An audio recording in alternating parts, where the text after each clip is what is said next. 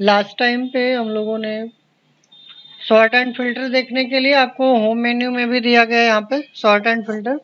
ठीक है, अगर हम यहाँ से भी कर रहे हैं तो हमें इंसर्ट में जा करके हमें टेबल में कन्वर्ट करना पड़ेगा, तो ये हमें यहाँ पे सॉर्ट एंड फिल्टर मिल जाएगा। अगर जैसे फीमेल कैंडिडेट का केवल देखना है तो सेलेक्ट ऑल में से हटा के केवल फीमेल का करेंगे, ओके करेंगे तो ये केवल फीमेल का दिखा देगा।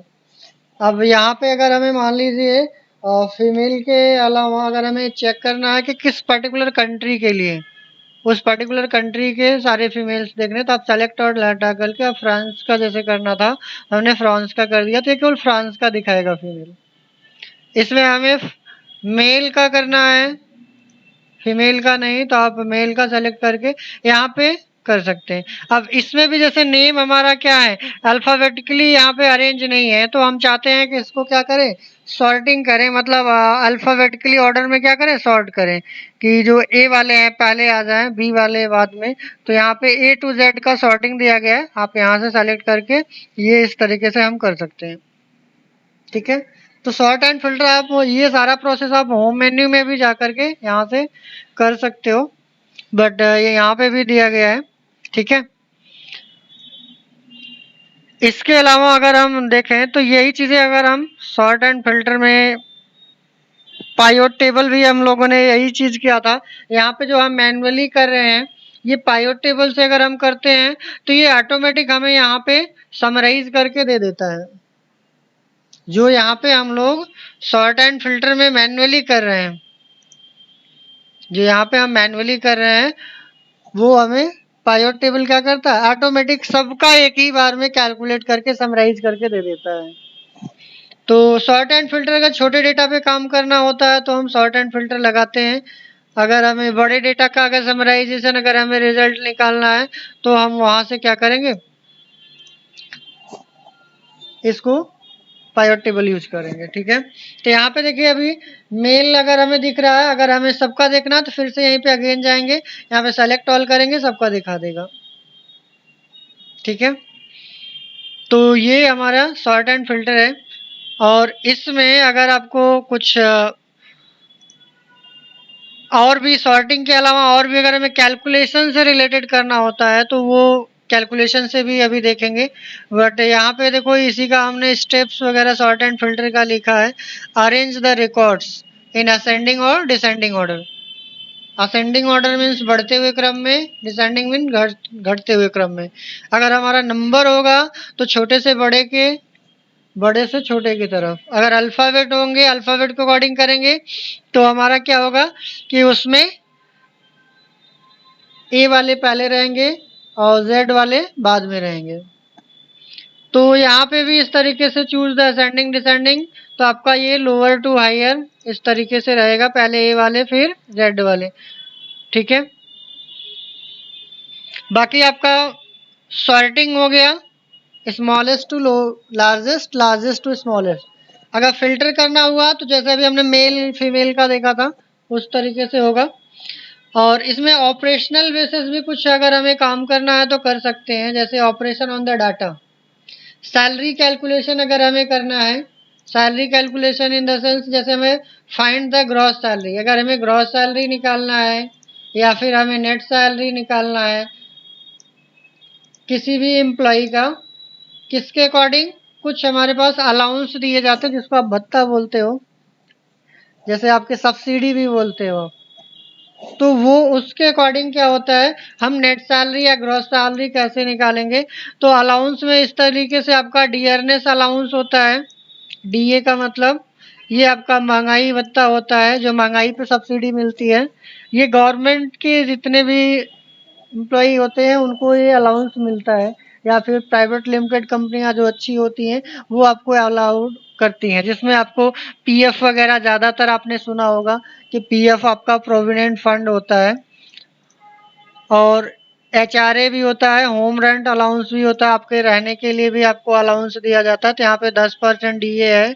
ट्रैवल अलाउंस आने जाने का भी होता है, और ये रहने के लिए भी होता है। पीएफ आपका फ्यूचर के लिए आपको देते हैं फंड, और इसी में आपका ये भी इनकम टैक्स भी होता है 6%। इस तरीके से आपको ग्रॉस सैलरी और नेट सैलरी कैलकुलेट करना होता है।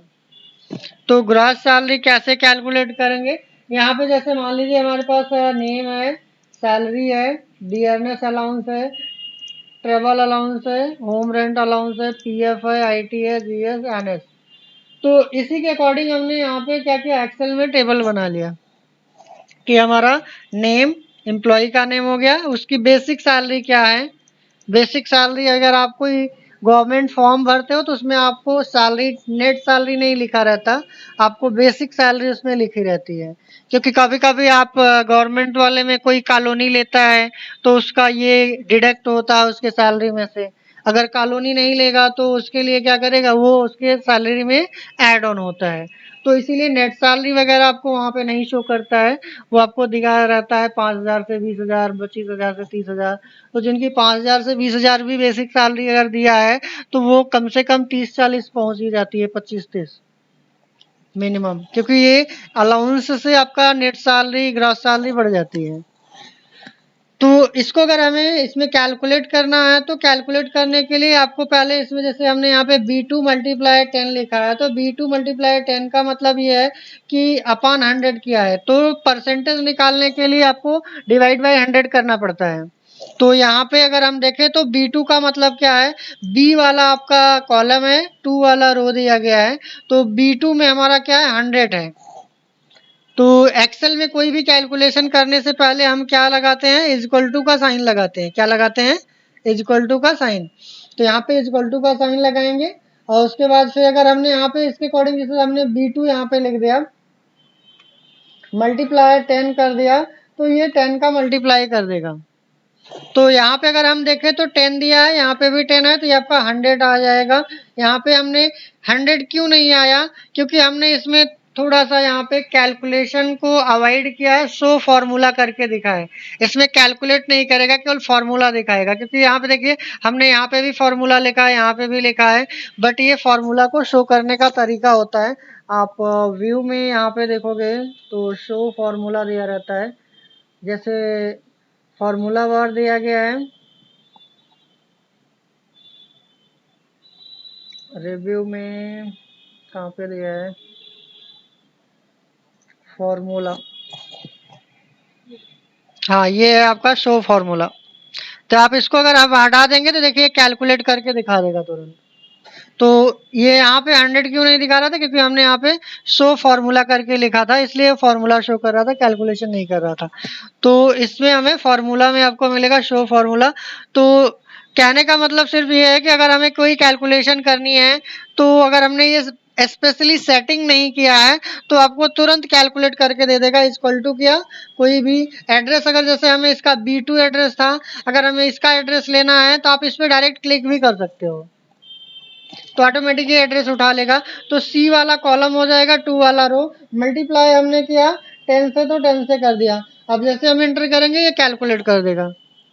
तो बार बार हमें शो फॉर्मूला पे नहीं जाना पड़ता है, एक बार हमें एग्री कर दिया तो फॉर्मूला दिखेगा जहां जहां पे। यहाँ पे देखिए डायरेक्ट हमने वैल्यू लिखी है, ये हमारा डायरेक्ट वैल्यू है और ये डायरेक्ट वैल्यू हमने इनपुट किया है, बट ये कैलकुलेशन किया गया है फॉर्मूले के थ्रू।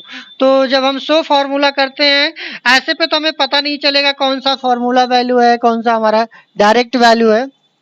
हाँ, अगर हम उस सेल पे क्लिक करेंगे तो हमें ये फॉर्मूला बार में जरूर दिखाएगा कि यहाँ पे फॉर्मूला लगाया गया है या नहीं लगाया गया है। आप देखिए इसमें फॉर्मूला नहीं लगाया गया है। तो ऐसे पे हम सारे सेल पे जा जा करके देखने से अच्छा है कि हम यहाँ से शो फॉर्मूला करके पता कर सकते हैं कि इसमें क्या फॉर्मूला लगाया गया है और कैसे वो वैल्यू कैलकुलेट की गई है। तो ये खैर प्रॉफिट लॉस निकालने का तरीका है, इसमें जो फॉर्मूले में दिया गया है इसको हम लोग बाद में देखेंगे प्रॉफिट लॉस किस तरीके से निकाला जाता है। पहले अभी हम लोग यहाँ पे जो डिस्कस कर रहे थे वो डिस्कस कर रहे थे क्या, सैलरी कैलकुलेशन का। तो सैलरी कैलकुलेशन में क्या है कि हमारा DA TA HRA, इसमें भी देखिए शो फॉर्मूला करके यहाँ पे दिखाया गया है कि किस तरीके से हम फॉर्मूला लगाएंगे। तो इसमें आपका B2 मल्टीप्लाई 10/100 किया गया है। अगर हम इस तरीके से करेंगे तो ये 10%, 100 का 10% कितना आएगा वो निकाल के यहाँ पे दे देगा।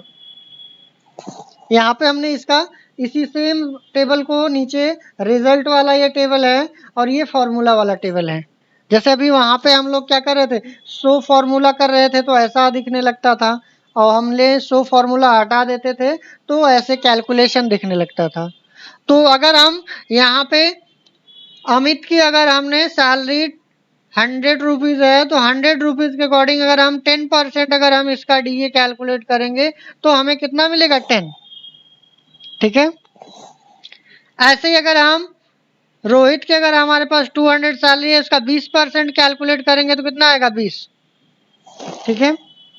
तो ये कैलकुलेशन है, डिवाइड बाई 100 करेंगे तो परसेंटेज आ जाएगा। या तो अगर आपको ऐसा नहीं करना है तो आप ऐसे कर सकते हो कि is equal to B2 multiply 5 upon 100 की जगह पे परसेंटेज का साइन लगा सकते हो। अपॉन 100 के जगह पे आप परसेंटेज का साइन लगाओगे तब पर भी दोनों बात सेम है, सिर्फ यहाँ पे 5% अप्लाई किया गया, इसमें 10% अप्लाई किया गया है। बट परसेंटेज ये भी कैलकुलेट करेगा, परसेंटेज ये भी कैलकुलेट करेगा। ठीक है। ऐसे आप यहाँ पे भी आप 15% लगाओगे तो 15% निकालेगा, इसका पीएफ निकालोगे 8% तो 8% निकालेगा। अब आप परसेंटेज का यूज करके करते हो, डिवाइड बाई 100 का यूज करते हो, ये आज आपके ऊपर डिपेंड करेगा। ऐसे इनकम टैक्स निकाल लिया, और टोटल हमें निकालना है जिसको ग्रॉस सैलरी बोलते हैं। तो ग्रॉस सैलरी हमारी यहाँ से लेकर के यहाँ तक आपकी हो जाएगी ग्रॉस सैलरी। ग्रॉस सैलरी हमारी यहाँ से लेकर के B2 से लेकर के हमारा कहाँ तक हो जाएगा, G2 तक। तो हम यहाँ पे जैसे अगर हम सबको प्लस करेंगे तो टाइम लगेगा हमें, तो हमने यहाँ पे सीखा था सिग्मा एक्सेल में, अगर आपको याद हो तो हमें होम मेन्यू में क्या था, यहाँ पे ऑटो सम था। तो हम क्या करेंगे, अगर यहाँ पे किसी भी नंबर्स का अगर हमारे पास एडिशन करना होता, जैसे मान लीजिए यहाँ पे कुछ इस तरीके से नंबर दिए गए हैं और हमें यहाँ पे टोटल चाहिए, तो हम क्या करते थे, यहाँ से ऑटो सम पे क्लिक करते थे, ऑटोमेटिक ये सम कर लेगा। तो यहाँ पे देखिए ये बता रहा है A14 से लेकर के E14 तक। तो वैसे ही हम इस केस में भी क्या करेंगे, यहाँ पे कर्सर लाएंगे इस सेल में और ऑटो सम पे क्लिक कर देंगे, तो ये टोटल यहाँ से लेकर के यहाँ तक हमारा पूरा कैलकुलेट करके निकाल देगा, जो कि यहाँ पे आपको दिखेगा एज अ रिजल्ट के तौर पे। ठीक है। देन इसको नेट सैलरी अगर हमें कैलकुलेट करना होगा तो नेट सैलरी के लिए हम क्या करेंगे कि इसमें से जो हमारा ये H2 आया है, जो हमारी ग्रॉस सैलरी है, ग्रॉस सैलरी में से हमारा इनकम टैक्स और पीएफ कट जाता है। जो नेट सैलरी का मतलब जो हमें हमारे हाथ में मिलती है, जिसको कैश इन हैंड बोलते हो या फिर आपको नेट सैलरी बोलते हो। ठीक है। तो नेट सैलरी के लिए हमारे पास क्या होगा कि जो हमारी ग्रॉस सैलरी आई है उसमें से पीएफ और आईटी दोनों को ऐड करके ग्रॉस सैलरी में से घटा देंगे। जो हमारी पीएफ होगी, प्रोविडेंट फंड होगा, और आईटी होगा, दोनों को ऐड कर लेंगे और उसको फिर क्या करेंगे, ग्रॉस सैलरी में से, ग्रॉस सैलरी क्या H2 है, तो H2 में से हम घटा देंगे, तो ये हमारा आ जाएगा नेट सैलरी। ठीक है। तो कुछ इस तरीके से कैलकुलेशन एक करके देखेंगे।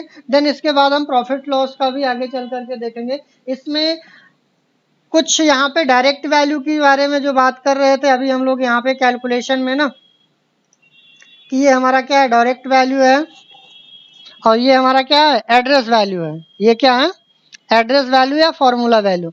आप सो फॉर्मूला में यहाँ से जब हटाते हो, देखो यहाँ पे भी क्या है, वैल्यूज आ रही है ना, जो वैल्यू यहाँ पे दी गई है वही सेम वैल्यू यहाँ पे दी गई है, जो वैल्यू यहाँ पे सेम वैल्यू यहाँ पे, बट यहाँ पे हमने एंट्री किया है। अगर हम यहाँ पे 30 करेंगे ना तो ये ऑटोमेटिक इधर भी 30 हो जाएगा, ऑटोमेटिक देखिए यहाँ पे भी 30 हो जाएगा।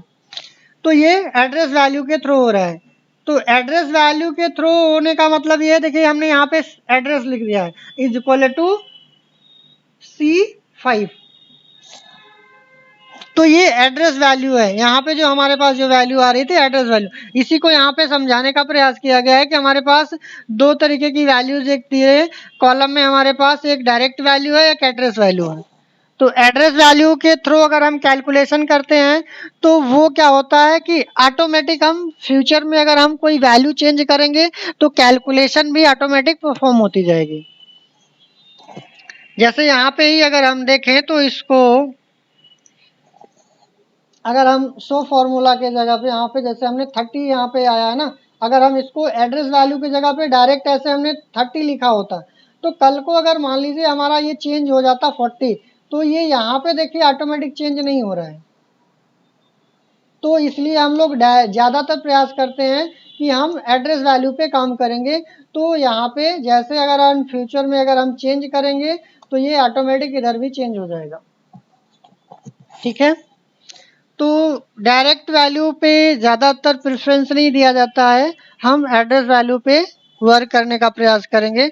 इसी की एक्सरसाइज एक करके आप देखो यहाँ पे, क्योंकि इसमें भी आपको ये जितने भी अभी इसके बारे में भी हम एड्रेस में भी देखेंगे, एड्रेस वैल्यू को कितने तरीके से होते हैं। एड्रेस में भी आपका एब्सोल्यूट एड्रेस होता है, रिलेटिव एड्रेस होता है, तो उस चीज को भी हम लोग डिस्कस करेंगे। और प्रॉफिट लॉस का ये जो दिया गया सेम वही चीज जो वहां पे अभी हम लोग देख रहे थे एक्सेल सीट के कैलकुलेशन में, ये प्रॉफिट लॉस क्या है।